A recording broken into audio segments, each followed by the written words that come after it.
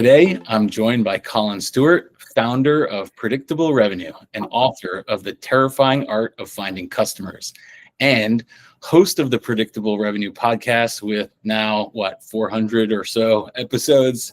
We were joking earlier that I'm going to need to take some cliff notes from you on how to have a great podcast show. But the things you've been doing, exploring how teams grow and helping people out, it's been amazing. And Collin, honestly, like what really hooked me when you and I first started talking wasn't the scale of your work, it was the newsletter that you shared. And it had some really rare honesty in it, which I found kind of hit me right in the heart, specifically about how, your earlier tech startup with voltageCRM failed, and you didn't spin it. You broke it down, what went wrong, what you learned, how those lessons really became the foundation of what you're doing today with Predictable Revenue. So I'm really happy to have you on here today, explore some of that. And yeah, I think we're in for a treat. Thanks, Jeremy. I'm excited to be here and happy to share. Yeah, amazing. So I think vulnerability is kind of the core of building trust and building relationships. And, this mini cast we call Birds of a Feather, it's what it's all about, right? Turning relationships and failures and feedback into the fuel for us to succeed and build on great, meaningful connections. So maybe we could start by just zooming out for a quick second. You built and you rebuilt companies. You've now written a book, which I have a copy on pre-order. And you've hosted hundreds of thought leaders on podcasts about helping people grow. So, Collin, can you share a little bit about like your personal why, the driver that ties it all together for you? Yeah, I mean, I think at a very young age, I realized there was just something about the exponential, and I don't know, the exponential factor in software where you can build something once and sell it multiple times. And I think that's what drew me to it. I remember reading like computer magazines that my grandfather, like I was a kid, and like I was reading about when the Pentium 1 launched. So to kind of date myself a little bit, and I was like, at the time I could have told you, there was like the 256, the 356, and then the Pentium 1, like the game changer kind of processor. And I could have told you all the finer points about it. There was just something cool, fun, neat that just drew me to it. Probably my granddad was into it. And like I looked up to my granddad, and but there was just always something about computers and software that just felt fun. And I knew I wanted to do that or something associated with that. And so kind of growing up, I looked at like, okay, well, how do you get into that world? And the only path that I saw was Google, become an APM.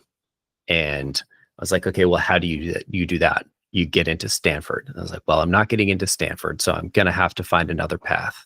I was an aggressively like C+ student in high school. And so I didn't have the type of grades to get in.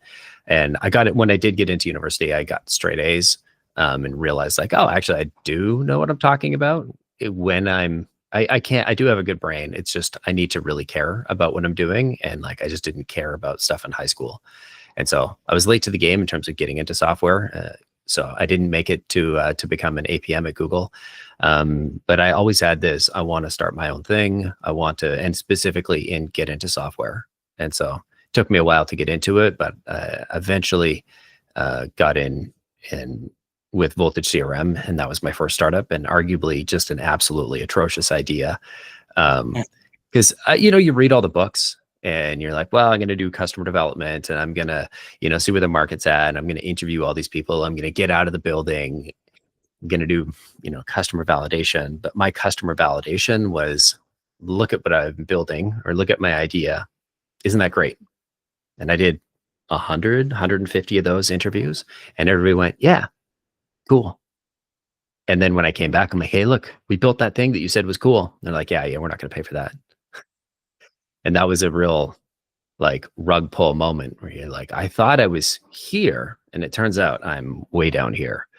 And that wasn't really fun, because not only had I wasted my time, but I'd also wasted my team's time, 18 months of it, saying, hey, we've got these customers, we've got to talk to all these people, they're going to want to buy. And then none of them want to buy. I'm like, I know how to sell stuff, but I didn't know how to make something people wanted to buy. Because what I had started with was, here's what I want to build. And I said, isn't what I want to build a smart idea? And they went, yeah, sure. But there's a huge difference between yeah, sure, and that's right. And it can be challenging to understand that. But I wasted plenty of time doing, building what I wanted. And then it came when I finally did get to the realization of, oh, I actually need to ask people, and not just ask them, but ask them and be open to hearing that what they want is different from what I want to build. And the tricky part is taking that insight that I had, which still is correct and was correct at the time, but then finding a way to apply that insight within the bounds of the problems people are looking to currently solve. And so it is this kind of, you're walking two paths at the same time. You can't just listen to people, but you also can't just listen to yourself. And so to me, that was the hardest piece to figure out in the early days.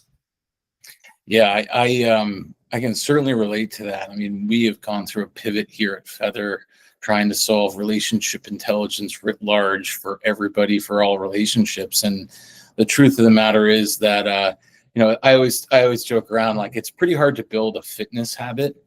But you can tell when your pants are getting a little bit too tight and maybe you need to get back to the gym. It's a lot harder to change human behavior around how they think about and act with relationships. And so, we've kind of re-anchored our focus on those people who need relationships in order to succeed, right? Referral-driven, relationship-driven professionals, wherein, the churn is just killer and the technology doesn't scale with authenticity. And the handwritten note, you just can't write enough of them. There's not enough hours in the day. And we'll talk a little bit more about like the trade-offs between AI and authenticity, because I definitely want to get your thoughts on it. But maybe you could, tell me a little bit more, tell the team, the listeners a little bit more about like, what was the original insight from Voltage that you had? And then how did you take that forward once you started, realizing, hey, this is not actually going to work out? Well, I'd been a sales guy for 10 years and selling a variety of different things. And I was also this kid who knew, at a very young age about what the Pentium processor did and all the other geeky computer details. I was building my own computers. I wasn't quite programming, but I was experimenting with Linux and playing around. And I couldn't really operate on the command line, but yeah, I could kind of do some things. And I just, being that kid and being in sales or marketing, I was always pulled into CRM projects. And so spent 10 years in sales, got pulled into every single sales or marketing software purchase decision any of those companies made. And so I think it was like 2005, 2006, we looked at Salesforce, and I kind of realized like, this is going to change things. Because for those of you who haven't used anything before Salesforce, it used to be a tool called Maximizer or Act or Goldmine. And this was an application that you installed on your laptop if you were a salesperson. And it kind of gave you Salesforce-y things, but it was installed on your computer. And to do this, you also had to get a MySQL database up and running at the same time. And so it was this kind of weird, it is an application, but it also requires you to install the database. And if your manager wanted stats from it, they had to find a way to sync that MySQL database, which is, back when in the days of dial-up, much harder than it sounds. And so when the insight I had was looking at Salesforce going, wow, this is amazing. And seeing that, yes, this is the paradigm that's going to win. But then realizing that what we are losing as a salesperson, when CRM goes from something that I bought, it's my decision, it's my responsibility to set it up. It goes from something that is my personal productivity tool to something that is my boss's tool for getting the data that they require, which is not a bad thing, but it's just a different thing. And at the time, I was a salesperson and I rebelled against that idea. And not rebelled, but I just really didn't like that idea. I felt very strongly that CRM should be a productivity tool to enable salespeople to do more with their time. And so that was the crusade that I was on when I started Voltage. I was trying to make a productivity-focused CRM that would actually help salespeople as opposed to just be something that would slow them down. And for those sitting here thinking, oh, you're taking on Salesforce, you're an idiot, you're right. And for those who are old enough or young enough that don't know the pain of trying to reload Internet Explorer 6 multiple times, like this was not like Gmail was out and it was Ajaxy, if you remember that term. And like Salesforce was not Ajaxy whatsoever. And it took until, anyway, we don't need to go into the finer points, but Salesforce was slow. If you were doing outbound and you wanted to send somebody an outbound email, it was 27 clicks and 12 page refreshes just to add a contact, add an account, and that's it in Salesforce. And then you had to send the email. And then you had to copy paste the email and log it in Salesforce or BCC it into Salesforce and make sure that it got in. And so like, it was a lot of work. And what I saw was that this transition was happening and I wanted to be a part of the solution, not the problem. I had the back of salespeople and so that was the thing that I mocked up. I'm like, hey, this is like a high efficiency kind of selling tool. And I went and showed it to a bunch of sales leaders and they were like, hey, that looks great. I'm like, cool. So we went and built it because I thought, hey, that looks great. Seems like pretty good validation to me. I know the space really well. Somebody might have been me, might have described myself as like the Steve Jobs of CRM, which is the dumbest thing that you can think of. But yeah, I'd like to think I didn't say that out loud, but I'm pretty sure I guarantee I thought it up here, and I really hope I didn't say it out loud, but I probably did because that version of me was an absolute idiot. I might be saving you in my phone as the Steve CRM moving forward. Of all the dumb things I've said, that hopefully it might be up there of like all the dumb things. Hopefully that's up there because it's pretty dumb.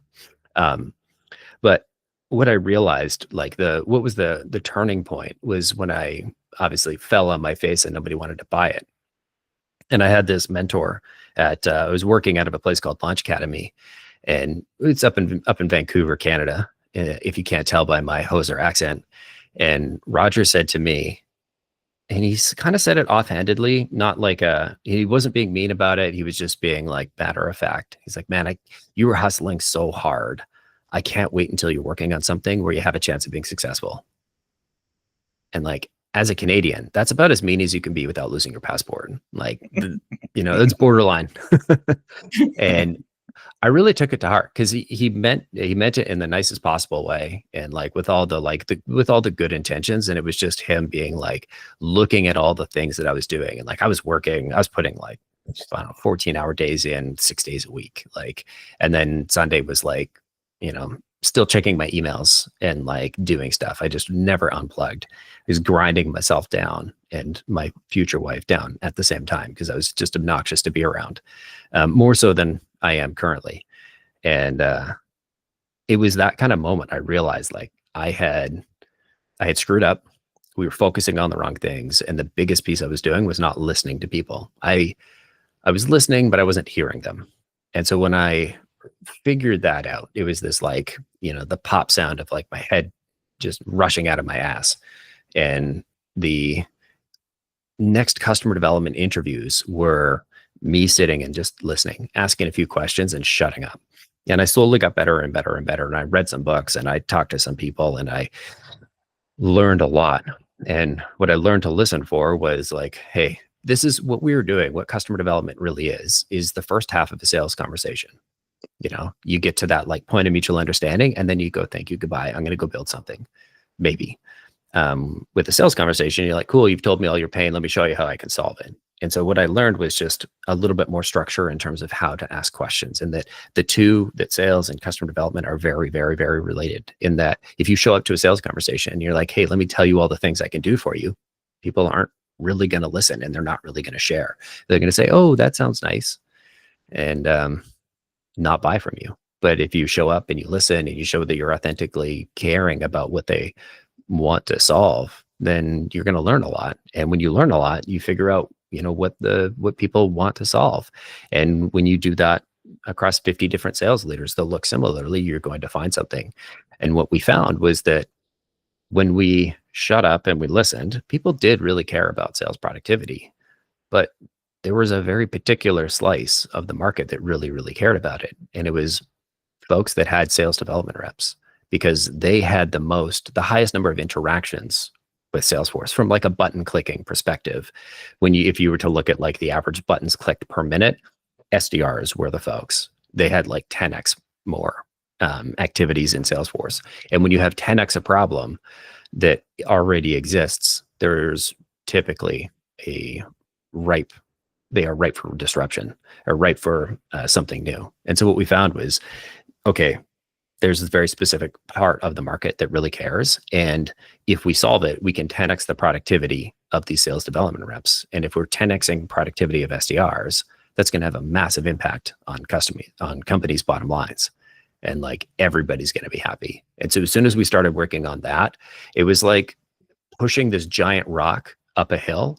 And suddenly, and you can't see, the hill is so steep, you can't see to the other side of it. But then suddenly the weight lifted and the rock was slowly rolling downhill. And you're like, wow, that's amazing. My shoulders feel light. I can stretch again. I feel like I can maybe not work on Sunday, And then suddenly the this rock was rolling so fast that we couldn't keep up with it. And that's where we like tripped and fell over and made some mistakes and made some more mistakes. But really what we found was the sales productivity problem. We recognized that we could solve it. We started building something. And so the way we did it was we were bootstrapping ourselves, and we had kind of we recognized there's a gap in the market and that I could figure out a way to like copy paste my way into starting a cold email agency. So I think we started the first cold email agency. I can't confirm it because there might've been some other folks out there, but we didn't know anybody until 2014, 2015. We started running into other folks. But when we told people we were doing this, they're like, what? That won't work. Like I was literally in order to make money to keep myself alive and pay for food and rent, and not even meat, just like vegetables and rice. Like that's vegetables, rice, and my monthly ration of rum. Like I was cold calling for an investment advisor, and he was paying me $1,000 a month, and I somehow found a way to live off of that. And when I started cold emailing folks, we were getting like 20-30% reply rates, and like it's like this is working so well, it doesn't make sense to cold call because I can hit my quota by sending 10 emails or like 5 emails. Like it is such a no-brainer that of course somebody would want to automate this. And so we ended up, when we found this pain, we started doing it for ourselves to kind of learn it. We started doing it as a service to kind of grow the revenue and like validate that there was really a problem. And I remember the first time when somebody was like, yes, I would pay for that. We were sitting in a meeting, and pretty sure it was Mac. And Mac was like, yep, I want that. And my buddy, you're going to do it for my buddy. I can't remember who it was, but I basically told the team, was like, hey, apologies for, getting you to build this stupid CRM nobody wants to buy. Before I ask you guys to write another line of code, I'll find 5 paying users and I'll do it all manually. It'll be kind of Wizard of Oz, like pay no attention to the man behind the curtain kind of version. And I'll see if I can get folks to give me $500 a month for it. And I talked to 5 people and I came away with 7 customers. And I was like, oh, this might be a thing. And we basically built that up to $1 million in revenue within a year in like services revenue. And along the way, we built the tool that became carb.io, which was the platform that competed against SalesLoft and Outreach and obviously lost. And we had a really fun way of losing because like we went out with a bang, kind of. When we finally launched the software, it took us like a year to get it ready. All along the way, my co-founder Preston and Francesco, co-founders, had said, hey, we should probably rebuild and like start from scratch. We did this janky thing to make it work on top of the CRM that we'd already built, but it doesn't really work that way. It's like good enough, but there's 90% of the code that we're not using. And so we probably should purpose build something for this startup that we're going to work on so that it scales, so that we don't get to a point where we can't ship features, because otherwise this thing is really hard to maintain. There's all this extra stuff we don't need. And I said, no, just get it out as soon as possible. Let's do this quick and dirty. And that was the decision that came back to bite me in the ass, because when we did eventually launch the software, we'd kind of hacked together, and Preston Francesco, did a really great job of kind of executing on all the things I'd asked for, and making it work given the constraints. But when we launched, I was like, let's just go for it. And so many people were excited by what we were doing. And I'd interviewed so many people to validate that there was a market here, that all I had to do was like go and ask the folks that I'd already talked to, hey, like, we built the thing. Do you want to take a look? And suddenly I was taking like 5 to 10 meetings a day. It was insane. Like, I probably reached out to 20 or 30 people, and then suddenly my calendar was full. And because everybody I talked to was like, oh, you're solving that problem? I know 2 other people. And so it was referrals on referrals on referrals. And I spent almost every day on like sales calls. And we went 0 to $1 million in revenue in 3 months, like 0 to $1 million in ARR, I should be clear, in 3 months, which was amazing. And it was against the advice of my co-founders, Preston and Francesco, because they said, if you sell that much, it's going to break. And I said, not a boo-boo, I'm not listening. I'm going to do it anyway. And I went and did it, and then it broke. It was so bad that it was taking, you would click send email, and it would take 2 weeks for that email to make its way through the system and actually get sent. There's technical reasons, and yes, these were all technical problems that were solvable, blah, blah, blah, blah, blah. And I'm sure, Francesco and Preston could have done better jobs doing X or Y, but ultimately it was that decision 12 months prior when they said, hey, we should rebase. And I said, nope, we just got to push, because I thought SalesLoft was going to pivot from like their like LinkedIn email capture thing to what turned into Cadence, what turned back into SalesLoft, and Outreach was already out. And so it's like, we are bootstrapped, we're behind the 8 ball. We got to push. And so I pushed the team, and ultimately, we got up to $1 million. But when the tool looks great, the people love it, but it doesn't do the thing. It does the thing, but it does it quite poorly. It was really hard to hear. People loved the way it looked. They loved to use it. They absolutely loved it. They're like, we just want it to work after we push send, but we can't trust the tool because it sometimes doesn't send, or sometimes it takes 2 weeks to send, and that's just not good enough. And so we had all this excitement, and we still had all this excitement trying to drive to us and trying to grow our revenue. But what happened was we were onboarding customers so fast, but we were also churning customers at the same time. Like, as fast as we were onboarding them, we were churning them away. And so we ended up kind of hovering around $1 million in revenue for a couple of years. And eventually, we tried all these things, but it's very easy to start fresh when you've got no customers. It's very hard to start fresh when you've got $1 million in ARR that you're trying to service. And like, in hindsight, and I know I'm backcasting quite a bit, but if I was 3 months later because we had to go and build something from scratch, it wouldn't have been a big deal. If I was 6 months later, all of that, like, sure, maybe SalesLoft and Outreach would have been a little bit farther ahead of me, but I wouldn't have had, like, we earned a bad reputation because we sold something that didn't work very well. It looked awesome. People loved it, but it didn't work. And so we took this amazing reputation and this excitement and this really positive flywheel of something that was doing amazing things, and we turned it into a negative flywheel of people going, yeah, I've heard of Carb, I've tried it, I used it, but it doesn't work. And that negative negative word of mouth just murdered us. So yeah, it's so crazy how many things need to go right and how many things can go wrong in order for like all the pieces to come together, especially in technology, especially in today. I mean, you've been around the block for a while, and you've seen everything from, the manual efforts, right? Just banging the phones and, manually typing up emails, to today where like people are building these very complicated and very automated sequences, driving massive amounts of outbound and outreach. I started my career in technology selling mainframe software to systems programmers that were sitting in front of a green screen. And I've carried bags and built teams and go to market, across everything from security to AI and ML and pretty much everything in between. And it's so wild how fast things are going.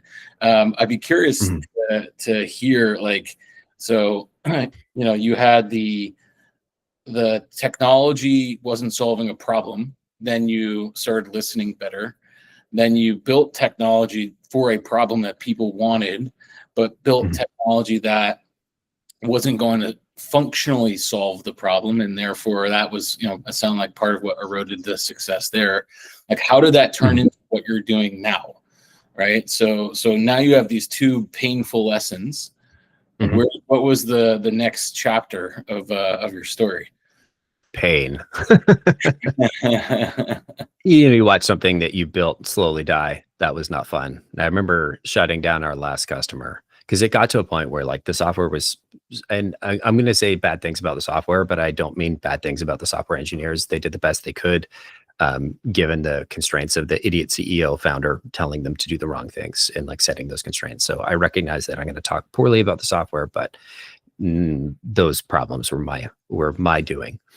And so the software was so poorly written, or so like, I don't know a better way to write it, to say it. It wasn't poorly written, but it had gotten to a point where it was so inefficient that we had like 10 grand in monthly recurring revenue on it. And it was costing us 12 grand in server costs to run. So it was so inefficient that it didn't make sense to keep it running.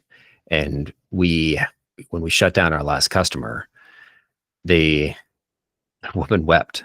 And I was like, don't cry, I'm going to cry. And I had a little cry. And so it was a painful moment of like, we had built something that people genuinely loved. They really were really attached to it. But we just couldn't find a way to make it work. And so that was a really painful lesson that, as I said before, we exploded, but then it just kind of slowly simmered for a number of years. What we had done along the way was built an agency that was helping folks with cold email. And so we kept doing that.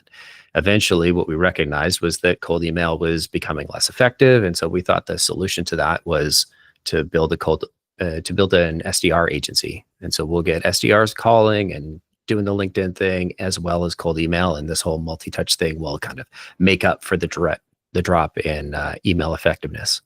And so we did that for a while. I made a ton of mistakes there. And the biggest one, and it's top of mind because I'm writing about it for my newsletter today that's going out tomorrow, which by the time this airs will probably be, I don't know, a week to weeks to months ago. But the mistake I made there was, we had this cold email agency and I was like, oh, well, all we're doing is bolting on calling and LinkedIn. We're not really changing the model. We're just adding a couple of channels. So I'm just going to hire somebody with SDR experience and they'll be able to figure out how to do this. But what I didn't realize, and I only realize now in hindsight, is that, pivoting from a cold email agency to an outbound SDR outsourcer is a totally different business. And so I was trying to hire somebody to come in and start a business within my business. And that kind of thing just doesn't work. What I needed to do was get back down to the IC level like I did for the cold email business and do it myself and then hire an IC and then manage the IC and then hire a manager and then be the director and then hire a director and then like work my way up. But I stayed up here and I tried to kind of shout down commands down the chain and it didn't work very well. And so we did that for 2018 till 2025. And we shut down the outsourcing at the beginning of 2025.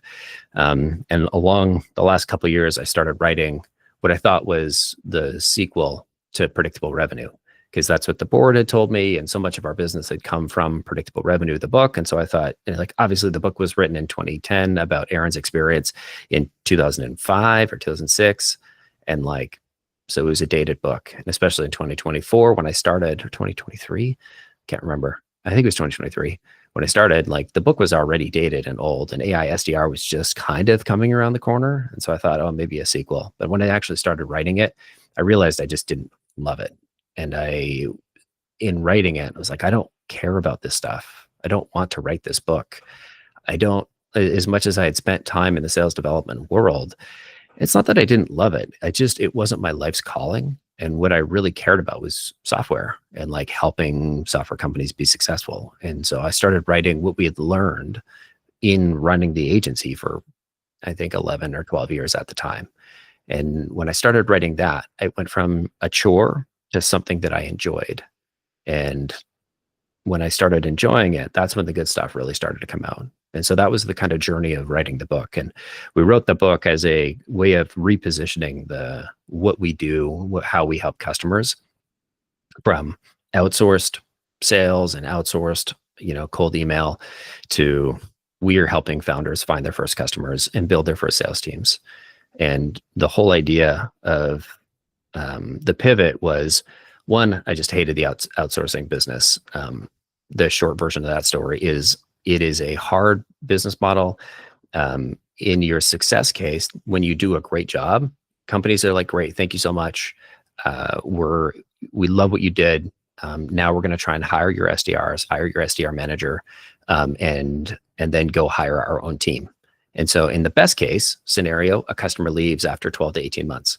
In the worst case scenario, they leave after 3 to 4 months and they don't get any value.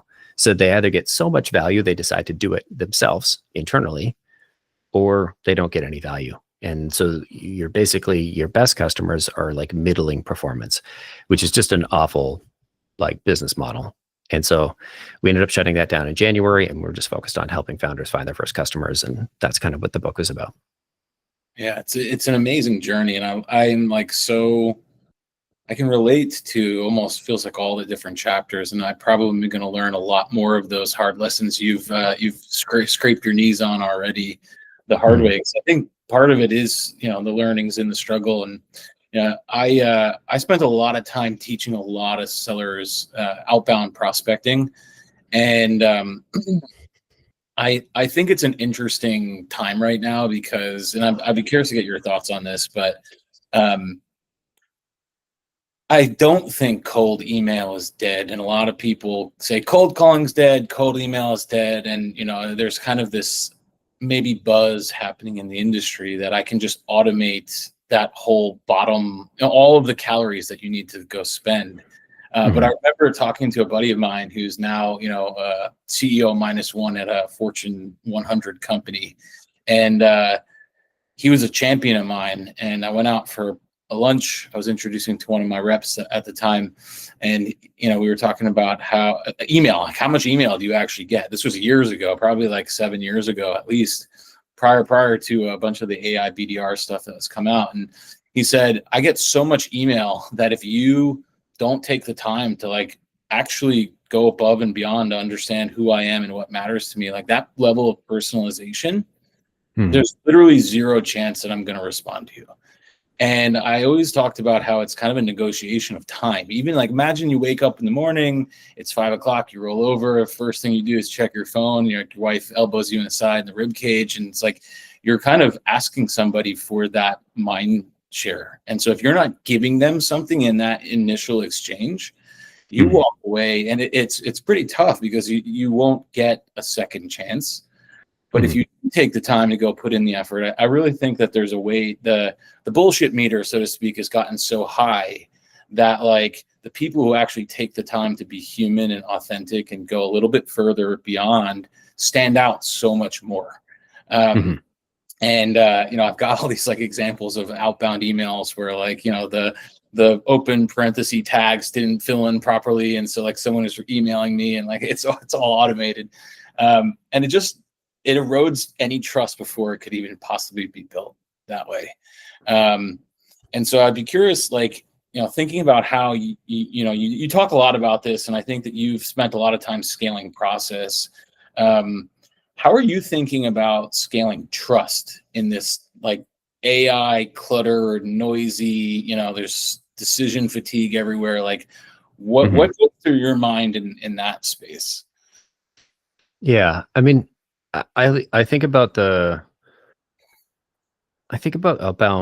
I think about like demand gen channels following the technology adoption lifecycle. So if you read Crossing the Chasm, then they kind of talk about the talc there, where there's like the innovators, there's the early adopters, and then there's the early big chasm, and then there's the early majority.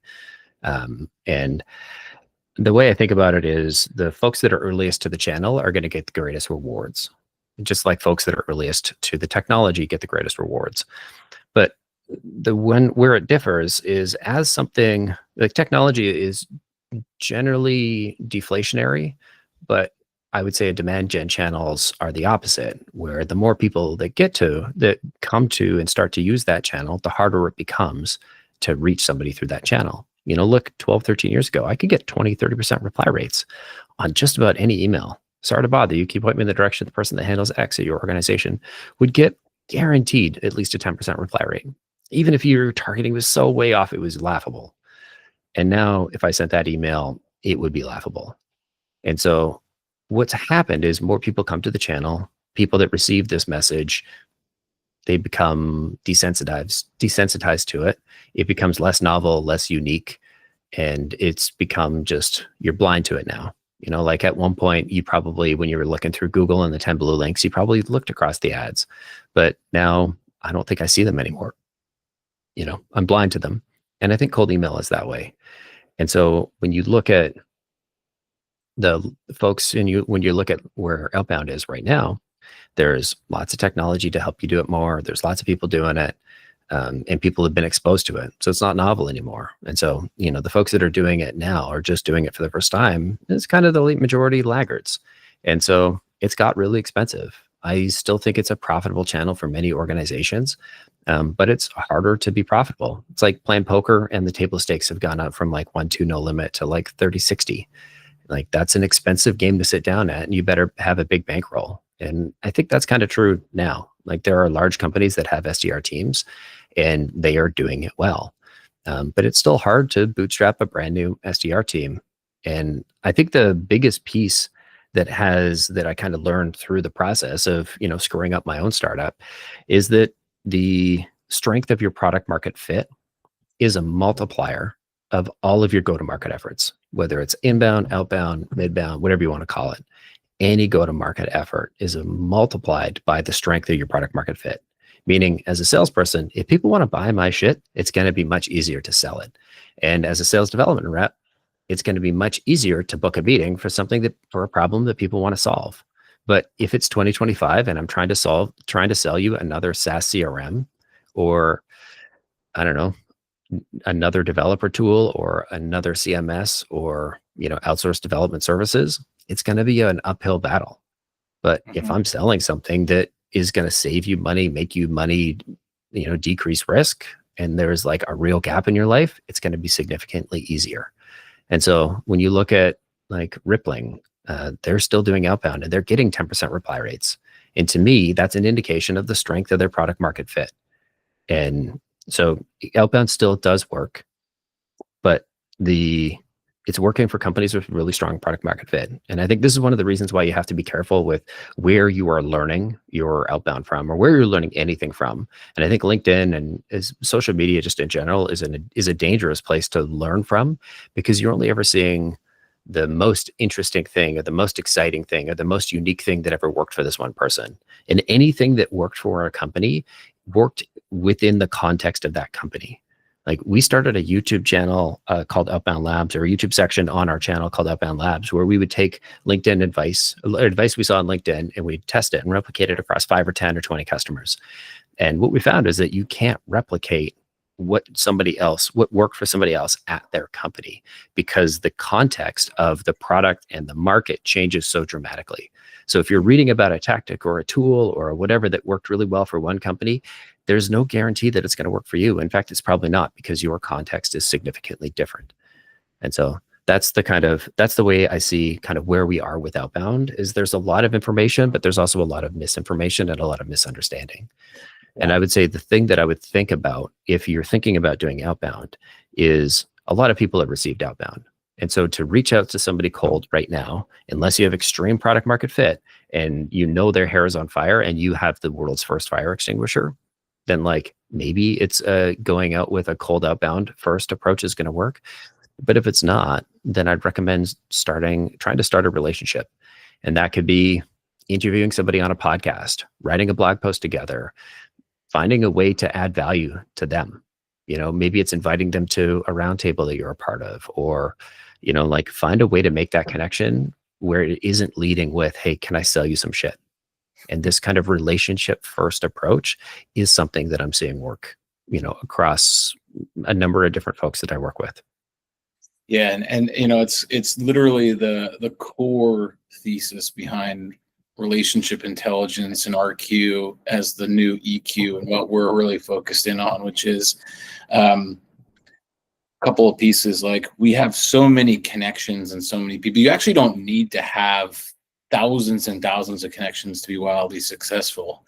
But you have to be able to, it's a combination of time and value, right? You have to be able to, in the right points of time, add the right amount of value, because it's very easy to erode trust and erode loyalty, and like out of sight, out of mind. And then, so I think the main thing here that we're looking at is like, hey, where does the warm intro fit into this? The trusted advisor, right? And how do you go, because the world operates on favors, how do you go and stay in the black in the relationship bank versus overdraft it? And what are you doing? And it's an interesting thread. We've had a chance to talk to a lot of industry, leaders, different thought perspectives, and there's kind of like a common thread that the people who are most successful, at least with building meaningful connections, are the ones that are being intentional and taking the time up front to go add value to them.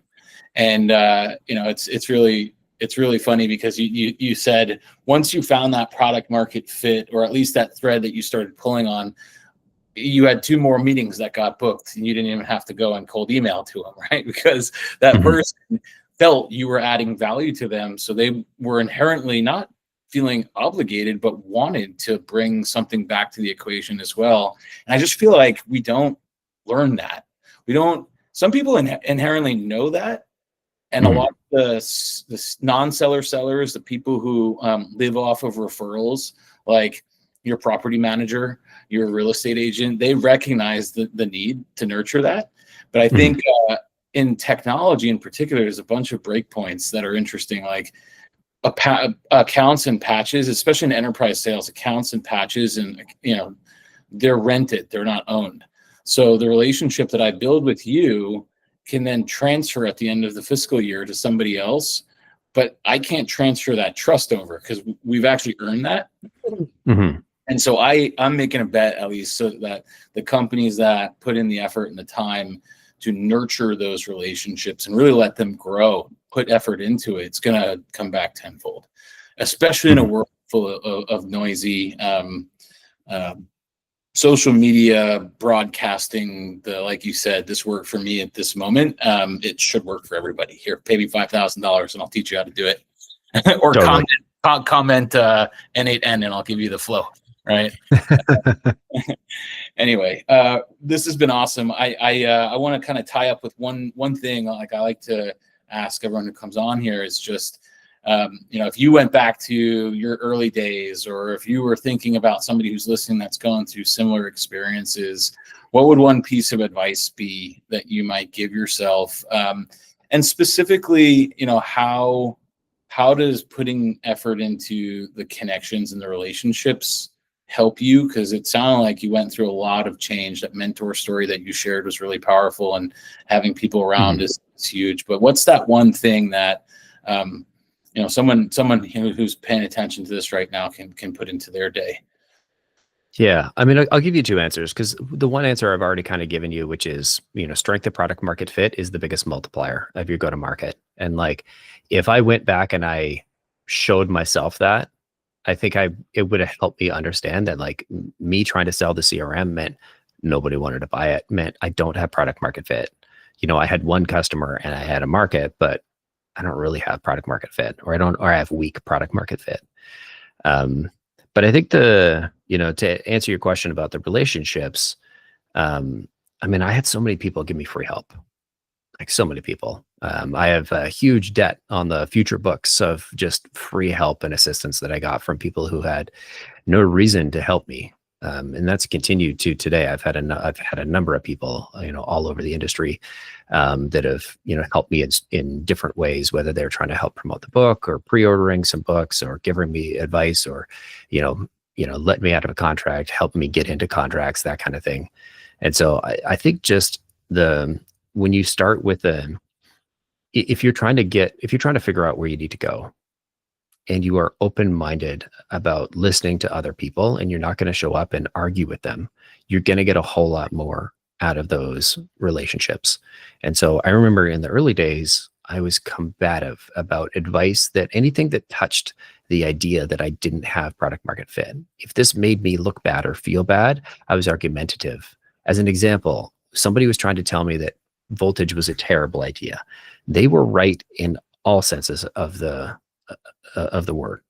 There was 0% of me that was correct. And this person was a successful entrepreneur, and they were on stage, and we were they passed me the mic. They're like, hey, explain to me. And then they gave me some feedback, and very good feedback. And I took the mic back from them and explained to them why they were wrong. And like, those ideas might have been factually, like you could see a path of like, I did make them think, but I was such an asshole about it. And like, I wasn't correct. Like there was maybe a path here, but it wasn't like, I didn't have to say, no, you're wrong. Hey, Jason, this really smart person that has sold a couple of companies. Like if you're going to be combative about it, then you're not going to get real feedback and real help. And like, when I went to reach out to Jason a couple of weeks later, like, of course they're not going to help me because I was a total asshole to them. And I help out a lot of folks, and I have a few folks that listen, and they show up and they have good questions and they listen. And I have other folks that I've had a couple calls with, or one call with, and they talk the whole time about why they are right. And I'm like, I don't think I can help this person because they're not listening, And so if you really want help, you have to show up and you have to listen, and you have to be open to somebody else's influence. And so that to me is the thing that like turned me around from, that conversation I had with Roger. Had I not listened, had I not heard what Roger said and let that impact me, I'd probably still be trying to sell CRM, and things would be very different. Yeah. The thread I'm getting out of this, and this has been really wonderful. I'm so grateful for you to just, join me today. But being vulnerable enough to recognize that you don't have, my buddy Jeff always said, a monopoly on great ideas. Right? Like there's so many other people that have different perspectives and just have been through different experiences that can shed light. And if you're really building something for others instead of, clamping down on something that you feel is the right thing, like you got to listen. I think it's a great insight, and taking a second to just whoever is out there that's listening, listen to that. That's really solid. The stories you've shared with us, it reminds us that like, the systems don't create the growth. The context matters. The caring and giving a shit matters. And I honestly am like proud to say that I feel like that's a nice bridge between what you've built with predictable revenue and how relationship intelligence and the human connection and authenticity really come together. So it's awesome to see that overlap. So you just released a book. You've got an awesome business that's thriving. Can you just 10 seconds, anyone who's listening, how do they get a hold of you? Tell us like a little bit about that. For sure. You can find me on LinkedIn. Reach out to me there. I mean, you can guess my email. It's pretty obvious. It's my first name and you can follow me if you're curious about my journey or you want to kind of read more. foundersedition.co is the newsletter I write weekly. I write it by hand. It's not something that is like AI generated. I do use AI to edit because I'm just an awful sloppy writer. And I got used to I wrote a book and I wrote it manually, and I got used to working with an editor. And it was really nice having an editor because you can write things in a sloppy way and they can kind of rephrase it. And so I use AI to edit and like help me break through the like, I can't get this idea across points, but it's all my ideas and stuff that goes into the newsletter. And so that's probably the best way. If you're curious about the book, it's called The Terrifying Art of Finding Customers. It's out on Amazon and wherever else, Barnes and Noble, Indigo, wherever you find your books, Kindles, or audiobooks. And I did record the audiobook, so you can check it out there too. Amazing. We'll definitely drop a link to the book as well when we post this. So congrats on that. And for everyone who's listening, hopefully you've taken a couple of things away here. Obviously reach out to Collin. And if anything has really resonated with you, we'd love to hear your thoughts in the comments. If you're interested in hearing a little bit about what we're doing with Feather and where we see the intersection of technology and human authenticity, head over to www.feather.vip and check out what we're doing. My name is Jeremy Green, and this has been Birds of a Feather. We'll catch you next time.